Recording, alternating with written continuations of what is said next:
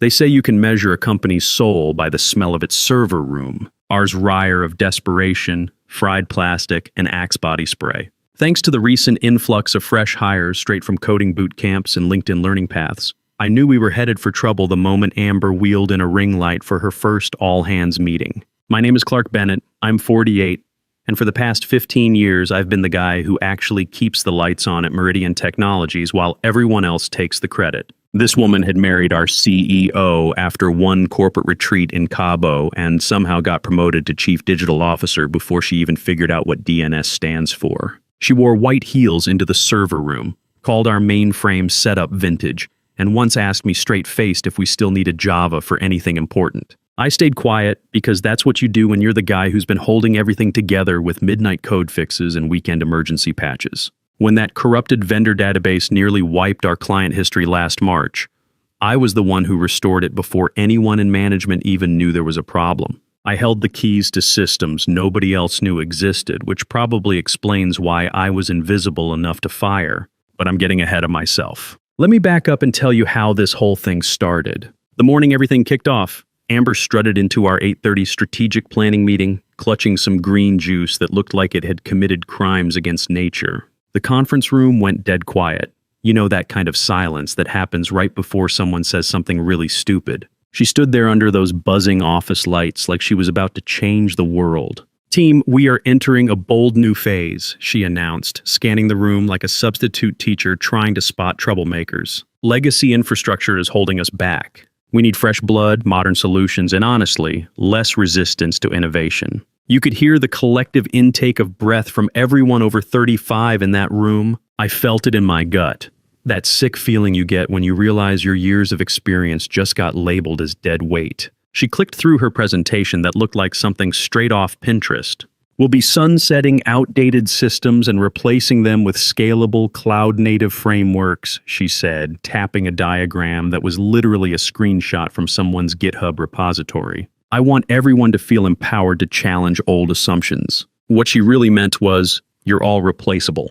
I sat there thinking about the server crash I'd fixed by hand just last week because her migration team forgot to check the backup routing. I thought about the undocumented database connections I had written back in 2009 that were still keeping our logistics dashboard running. And I thought about that contract she'd signed without reading. The one that said the automation scripts I wrote on my own time belonged to me, not the company. I said nothing, just nodded along like everyone else. The meeting ended with her fake laugh and a dismissive wave. "Let's disrupt some paradigms, people. The future won't wait for us." Except the future was waiting, and it had claws. See, what Amber didn't understand, what none of these fresh-faced disruptors understand, is that infrastructure isn't something you can just copy-paste from Google. It's 15 years of knowing every weird quirk, every workaround, every little fix that keeps the place running. It's knowing that the server room gets too hot every August, that the billing system needs a restart every few weeks, and that our biggest client systems will crash unless you clear the cache at exactly 6:47 every morning. I'd survived Y2K when everyone thought the world would end. I'd kept us online during the 2008 financial meltdown when half our competitors went under. I'd pivoted our entire remote infrastructure in 72 hours when COVID hit, and suddenly 400 employees needed to work from home. Each crisis taught me something new, added another layer to my understanding of how everything connected. But to Amber and her crowd, all that knowledge just looked like me being stubborn about change. They wanted everything clean and simple, documented in wikis and managed through dashboards. They didn't want to hear that some problems required human judgment, that some systems needed a gentle touch, that experience actually mattered. My wife Linda knew something was wrong when I came home that night. We'd been married 23 years, and she could read my moods better than server logs. "How was the meeting?" she asked, not looking up from helping our daughter Amy with her college applications. "Same as always. Revolution is coming." She looked up then. "What kind of revolution?" "The kind where they throw out everything that works and replace it with something that sounds better in PowerPoint." Our son Jake wandered through the kitchen, grabbed an apple, and paused. At 19, he had that confidence of someone who'd grown up with technology and assumed it all just worked by magic. "Dad, maybe they have a point. I mean, isn't most of that old tech pretty inefficient anyway?" I looked at my kid, this boy I'd raised, whose college I was paying for with money I made keeping those inefficient old systems running, and realized this wasn't just happening at work. Maybe, I said. We'll see. But I already knew how this story would end. I'd seen it before, at other companies with other ambitious executives who confused movement with progress. The difference was, this time I wasn't going to stick around to clean up the mess. That night, I did something I'd never done in 15 years at Meridian. I logged into our system and started documenting exactly which of my scripts were actually mine, which modifications I'd made off the clock, and which critical processes depended on tools I'd developed independently. It took me 3 hours to catalog everything, and by the end, I was looking at a pretty comprehensive list of single points of failure. The next morning, I updated my LinkedIn profile for the first time in 5 years. Not because I was looking for a job, but because I wanted to remember what my actual qualifications looked like on paper. 15 years of experience, 6 major system overhauls, 0 critical outages under my watch. Not bad for a guy who apparently couldn't adapt to the future. 2 days later, I got the calendar invite that would change everything. Thanks to the recent influx of dynamic hires fresh off LinkedIn boot camps and TikTok resumes, I knew we were screwed the moment Amber wheeled in that ring light for her first all-hands meeting. This woman married our CEO's son after one corporate wellness retreat and was promoted to chief digital officer before she even learned what a server rack was. She wore white stilettos to the data center, called our mainframe chunky, and once looked me dead in the face and asked if Java was still a thing. Still, I stayed quiet because for 15 years I was the fail-safe, not by title but by survival. I duct-taped back-end systems together with midnight code pushes and unpaid overtime hours. The calendar invite showed up 2 days after that disastrous meeting. Subject line, quick sync, HR. No agenda, no context, just a cold little placeholder sitting at 4:30 p.m. on a Friday. The corporate equivalent of a guillotine being wheeled into the courtyard. I'd seen it happen before.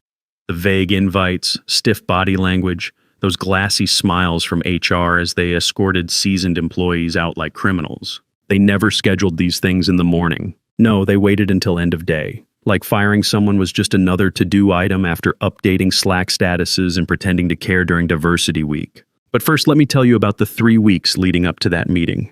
That's when things really started falling apart. It started with Tyler and Madison. Tyler was 26, fresh from some coding boot camp, and had this nervous habit of cracking his knuckles whenever someone asked him a technical question. Madison was also 26, talked really fast when she got excited, and somehow always managed to work at my last startup into every conversation, even though her last startup had been 3 guys in a WeWork space. Tyler had this habit of explaining basic concepts to me like I was his grandfather trying to figure out email. Madison would nod along whenever Amber spoke and throw around phrases like legacy, mindset, and technical debt without really understanding what either meant. She had this way of taking notes on everything, like she was documenting evidence for a future promotion review. The thing that really got to me was when they started questioning every process I'd put in place. The backup rotations I'd perfected over a decade became unnecessarily complex. The security protocols that had prevented 3 separate breach attempts became barriers to agility. The documentation I'd spent years building became information hoarding. Meanwhile, Amber was burning money on consultants like it was going out of style. She brought in this team from some hot new firm that specialized in digital transformation, basically a bunch of guys in their 30s with expensive laptops and a PowerPoint template they used for every client. One morning I walked into work and found them huddled around my desk, pointing at my monitors like detectives examining a crime scene. The lead consultant, some guy named Brad or Brett, I never caught it, was taking pictures of my screen setup. "This is really interesting," Brad or Brett said to Tyler. The previous guy built everything around these manual processes. Previous guy. I was standing right there. "Yeah," Tyler jumped in, practically bouncing on his heels. "Clark's got all these manual scripts running. We think we could automate this whole setup." Tyler always got excited when he thought he'd spotted an inefficiency. It was like watching a golden retriever find a tennis ball. I cleared my throat. "Those scripts are already automated," I said, trying to keep my voice level.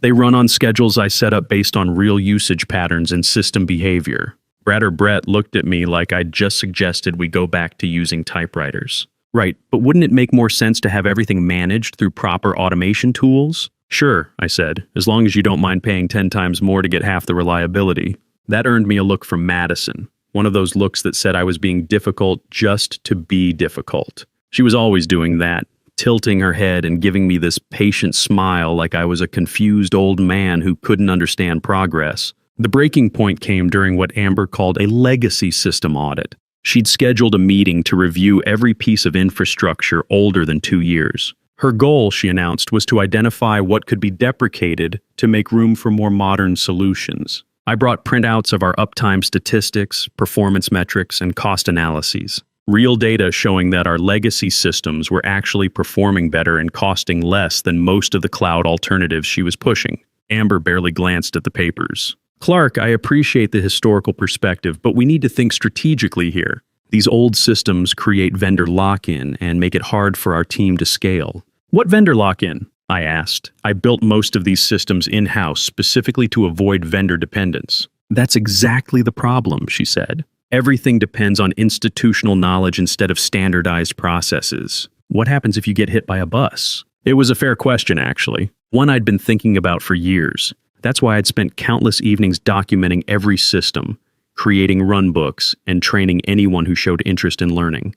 But apparently, wanting to understand how things work before you change them was now considered resistance to innovation. The meeting ended with Amber assigning Tyler and Madison to shadow me for a week to capture my institutional knowledge before they transitioned everything to newer systems. They followed me around with those little moleskin notebooks, asking questions that showed they had no idea what they were looking at. Why do you manually restart the invoice processing service every Tuesday? Tyler asked.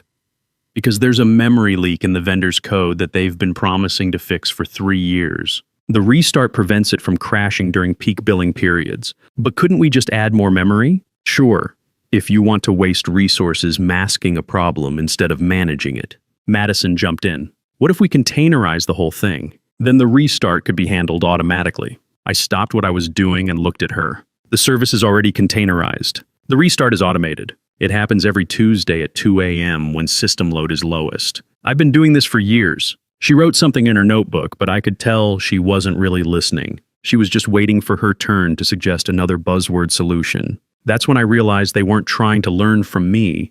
They were trying to replace me. And worse, they thought what I did was so simple that anyone could do it with the right tools and documentation. The irony was that I'd actually been preparing for this conversation for months. Not because I wanted to leave, but because I believed in succession planning. I had detailed runbooks, automated monitoring, and backup procedures for everything. I'd even started training 2 junior developers who'd shown genuine interest in infrastructure work. But those developers had been reassigned to higher impact projects, meaning they were now working on Amber's pet initiatives instead of learning how to keep the lights on. So when Tyler asked me to walk him through the database backup procedures, I did exactly what they'd asked for. I showed him where to find the documentation, explained the monitoring dashboards, and demonstrated the restore process using our test environment. What I didn't tell him was that the documentation assumed you understood basic database administration, that the monitoring dashboards required interpreting 3 different log formats, and that the restore process had 12 different failure modes that weren't covered in any manual because they'd never happened before. The night before my HR meeting, Linda found me in the garage cleaning tools I hadn't touched in months. "You know they're going to fire you tomorrow?" she said. It wasn't a question. After 23 years of marriage, she could read the situation as clearly as I could. "Yeah," I said, "I know. Are you ready for this?" I thought about it for a minute. Our mortgage had 8 years left. Both kids were in college, with Amy planning to apply for graduate school next year. My 401k was heavily weighted in Meridian stock, which meant my retirement was tied to the company I was about to leave. "I don't think anyone's ever ready to get fired," I said, "but I'm ready to stop pretending this is going to work." She nodded. "What's your plan?" "I don't have one yet, but I've got ideas." That was only half true. I did have a plan, but it wasn't one I could explain to my wife without sounding vindictive. Because the truth was, I'd spent the last 3 weeks quietly preparing for exactly this scenario. Every script I'd written on my own time, every process I'd developed using my own expertise, every solution I'd built to problems they didn't even know existed, I'd been cataloging all of it. And according to the intellectual property agreements I'd signed when I started, anything I developed independently belonged to me, not to Meridian. Amber had signed off on those agreements herself, too busy planning her next Instagram post to read the fine print about contractor-developed tools and proprietary methods. I walked into that HR meeting and there she was, Amber, sitting on the edge of Greg's desk like she was posing for one of those boss babe Instagram posts. The smell of her expensive perfume was already making my head hurt under those buzzing fluorescent lights. "Clark, thanks for coming in," she said, crossing her legs like she'd been practicing the move in a mirror. "This shouldn't take too long." Poor Greg from HR was sitting there looking like he'd rather be anywhere else in the world. He had this manila folder in front of him that he kept straightening and re-straightening, like maybe if he got the corners perfectly aligned, this whole conversation would just disappear. As part of our organizational restructuring, Amber started, using that tone people use when they're delivering bad news but trying to make it sound like good news. We're realigning certain positions to better support where the company's heading. I just sat there. What else could I do? I'd known this was coming the moment I got that calendar invite. "We really do appreciate everything you've done here, Clark," she continued. Greg finally slid that folder across to me. "But we're moving toward a more modern approach to technology leadership." There it was, modern. Like I was some old piece of equipment they needed to replace. Greg pushed the severance paperwork forward. "This includes a competitive package, plus outplacement support, and 3 months of COBRA coverage if you enroll by Friday." I glanced at the papers, scanned the legal language. Good thing I'd spent all those years reviewing our vendor contracts. I knew what to look for in the fine print. Amber leaned forward, smiling like a teenager who just figured out how to use the office printer. "Any questions?" I looked at the paperwork in that folder. Standard severance stuff, nothing terrible, nothing great. Just the cost of getting rid of someone who'd become inconvenient. "Any questions?" Amber asked, leaning back like she'd just finished explaining a simple procedure. That's when something clicked in my head. Maybe it was sitting in that sterile room with its motivational posters and fake plants. Maybe it was watching Greg fidget with his pen like he was trying to disappear into his chair. Or maybe it was just 15 years of keeping my mouth shut finally catching up with me. Actually, yeah. "I do have something to say." Amber straightened up. This wasn't in her script. "You've got about 15 minutes, I said, standing up and pulling my badge off my neck. 15 minutes until what?" she asked. I set the badge down on Greg's desk, right next to that folder. "Until you find out what I actually do around here." Then I turned around and walked out. No raised voice, no dramatic exit speech, just quiet footsteps down a sterile hallway while 1,000 automated processes started their countdown to failure. I didn't go home. Instead, I walked 2 blocks down to Murphy's Diner, ordered black coffee and a slice of their apple pie, and sat in the corner booth where I could still see the 15th floor of our building through the window. The lights were on, like nothing had changed, like there wasn't a loaded gun sitting under their infrastructure, and I just quietly removed the safety. The first sip of coffee was too hot and burned my tongue. Good. I needed to feel something besides this low hum of "what the hell did I just do" that was vibrating under my ribs. My phone sat face down on the table. No vibrations, no calls, no last-minute wait. Let's talk this through messages. Just silence and the faint taste of regret in the back of my throat. Maybe I should have left some kind of trail. An anonymous email to Tyler. A heads up to someone in the infrastructure team. Maybe I should have documented every ignored warning and every deleted compliance report and sent it all to the board with a note about what was coming. Instead, I sat there staring at that glass and concrete monument to corporate ego and felt the doubt creep in sideways. Maybe I'd just lit a fire and walked away without checking who was still inside the building. My hand drifted toward my tablet. Old habits kicked in. Type up a quick run book, log a remote access session, send a just-in-case message to someone who might be able to minimize the damage. I opened my email, started typing. If you're reading this, the system has likely... I stared at the draft for 30 seconds, then deleted it and closed the email app. Number. They made their choice. Amber chose flashy presentations over functional systems, chose buzzwords over backups. The CEO handed her the keys like she was Steve Jobs, reincarnated with an MBA instead of actual technical knowledge. They never asked how things actually stayed running. They didn't want to know it was me running silent maintenance jobs at 3 a.m. to catch billing errors before clients noticed them. They didn't want to hear about the ransomware attack that nearly breached our financial systems last September, or how I'd spotted the signature in the log files and isolated the threat before anyone in legal even heard the word malware.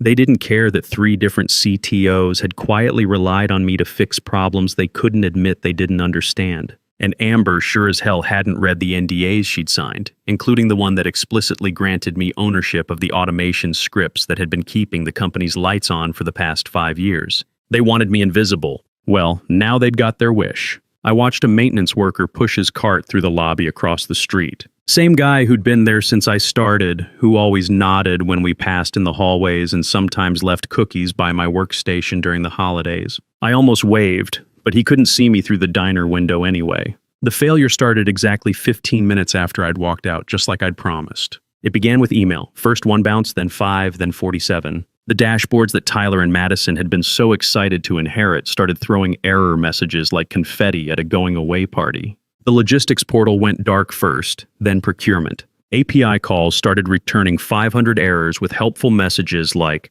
"Service temporarily unavailable," and "Please contact your system administrator," which of course they'd just fired. From my booth at Murphy's, I refreshed our company's status page. The usual row of green check marks was bleeding into yellows and reds like a traffic light having a nervous breakdown. Someone had posted a note at the top. "We are currently experiencing temporary service disruptions. Please bear with us as we work to resolve these issues. Thank you for your patience." Patience, that was rich. My phone finally started buzzing. First it was Sandra from accounting, then Tyler, then Madison. Text messages piling up like crash reports. "Clark, hey, weird question.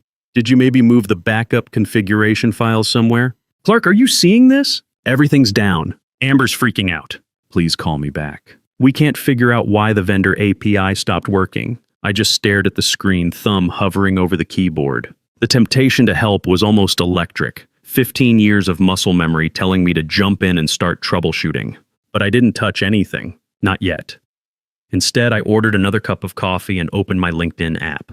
My inbox had 3 new messages from recruiters and one from a name I hadn't seen in years. "Clark, heard you might be available. We should talk." The message was from Barry Walsh, my former colleague who'd left Meridian 3 years ago to start his own consulting firm. Last I'd heard, he was doing pretty well for himself. I typed back, "I might be. Coffee sometime this week?" His reply came back in less than 5 minutes. "How about tomorrow? I think we have a lot to discuss." Meanwhile, the crisis at Meridian was escalating from technical inconvenience to full corporate panic. I could see people moving around on the 15th floor. Probably Tyler and Madison frantically Googling error messages while Amber tried to look like she understood what was happening. The beautiful thing was that I hadn't sabotaged anything. I hadn't deleted files or changed passwords or corrupted databases. I'd simply stopped doing the hundreds of small fixes that kept everything running smoothly. The automated scripts I'd written and legally owned were no longer compensating for flawed vendor integrations and legacy system quirks. It was like removing the supports from under a house of cards. Everything looked fine until you realized the foundation had been gone the whole time. The next morning I met Barry Walsh at a coffee shop downtown. Not some fancy place, just a regular spot with decent coffee and tables that weren't sticky. I'd known Barry for years before he left Meridian. He was one of the few people there who actually understood what I did, probably because he'd been doing similar work at other companies for the past 20 years. "Clark," he said, standing up when I walked in. He looked relaxed in a way I hadn't seen in the corporate world for a long time. "Heard you had some excitement yesterday."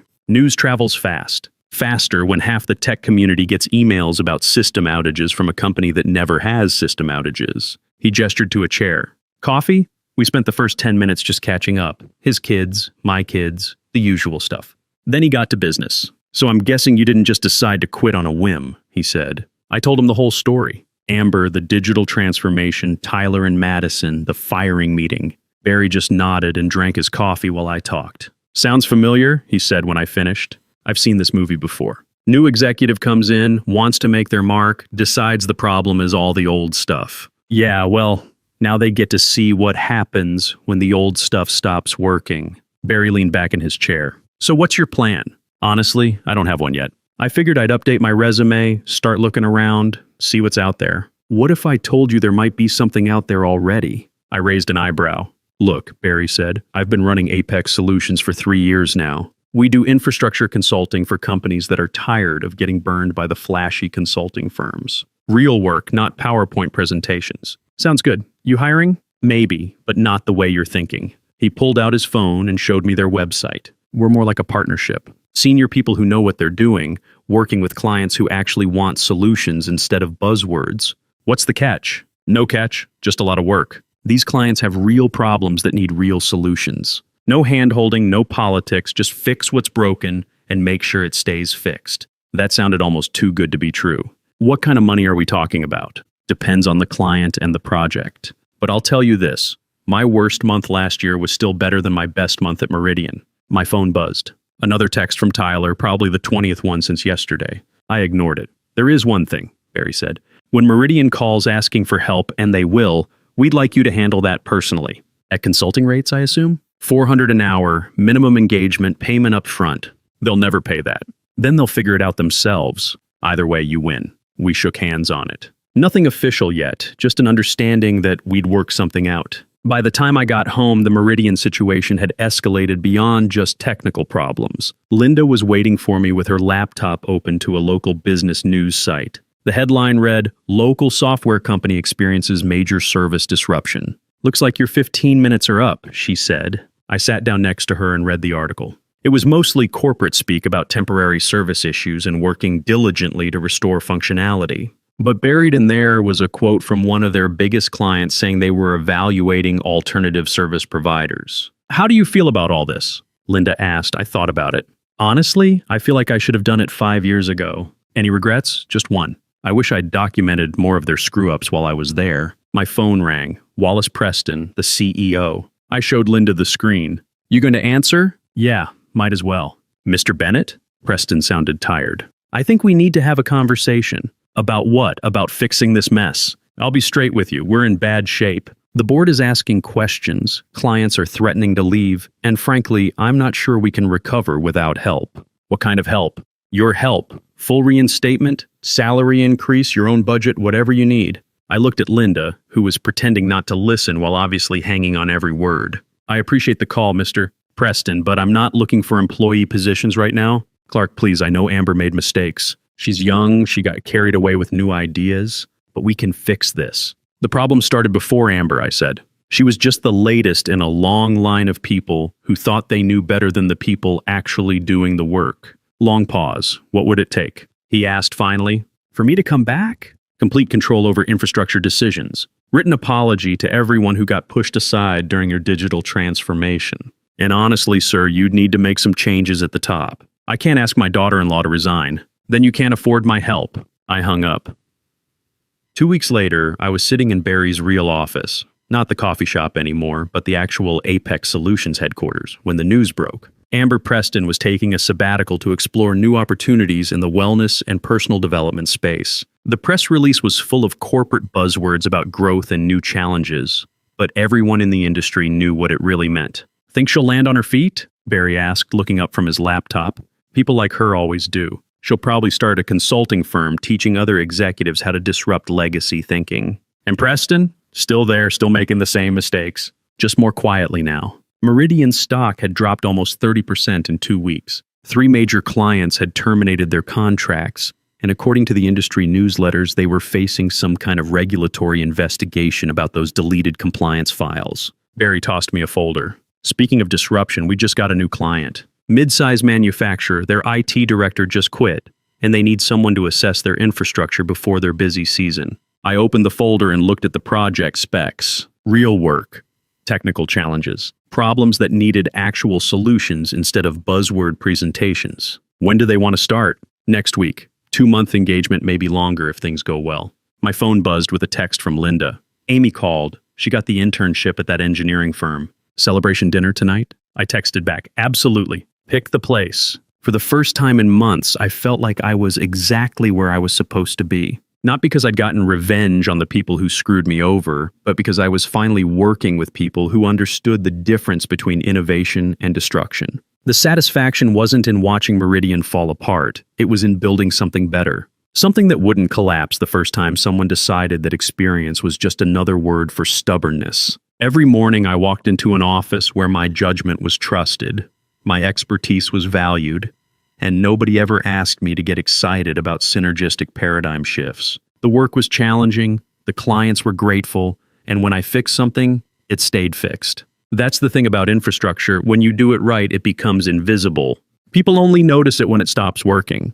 But when you're building something new, something solid, everyone notices. They see the difference between work that lasts and work that just looks good in a presentation. These days I sleep better knowing that somewhere across town, Tyler and Madison are probably still trying to figure out why those servers crash every Tuesday. And maybe, if they're smart, They're starting to understand that some problems can't be solved with better automation or newer tools. Sometimes they can only be solved by someone who's been there before, who knows what works and what doesn't, and who has the patience to do things right instead of just doing them fast. I never did get that consulting call from Meridian. By the time they were ready to pay market rates for real help, we had more work than we could handle.